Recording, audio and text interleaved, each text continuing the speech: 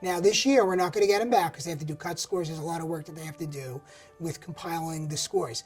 But after that, we're going to get an immediate turnaround before the year is over, which is going to help us before the school year ends and gives us the availability to plan for that child for not only for the rest of the school year, but for the following school year. We're so used to taking the test and not hearing anything until the following year, maybe partway through, where I don't have those kids anymore. There's nothing that I can do with that information. You know, it's just there. It was something that we had to do, a hoop we had to jump through. The kind of score reports that PARCC is working on are really tremendous. They provide incredible information about students' progress towards meeting the standards, towards college and career readiness. And because of the quick feedback time that we're expecting to get, we should have some quality information to help inform the actual instruction that we're doing and to be able to understand what specifically are my kids still struggling with.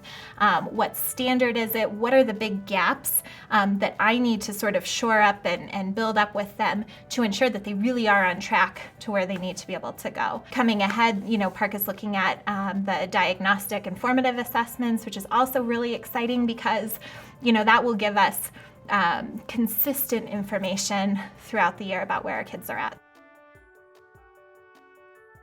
So all the way from 3rd through 12th grade, we have a measure every year, kind of a little dipstick. Like, where are they? Are they making more progress? Have they started to make less progress? Why is that?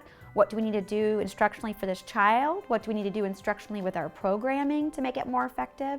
So the summative test, it combines to one snapshot. It's an important snapshot, and it will be important as we progress through years to revisit how close is this kid to where we want him or her to be. I think the goal would be that you would use that to guide personalized learning for students within your classroom. And, you know, how can you support each student to gain mastery to their grade level or prior, and where are they at? And, you know, you also could have students who are at grade level, and it can show you where are they within the progressions of the next grade level. So you kind of know where to meet them, students where they're at. When I get PARCC test results back, that's going to be a good conversation starter for me when I'm meeting with parents. And since I teach older students with my students too, we're really going to sit down and look at these test results and see where the kid is.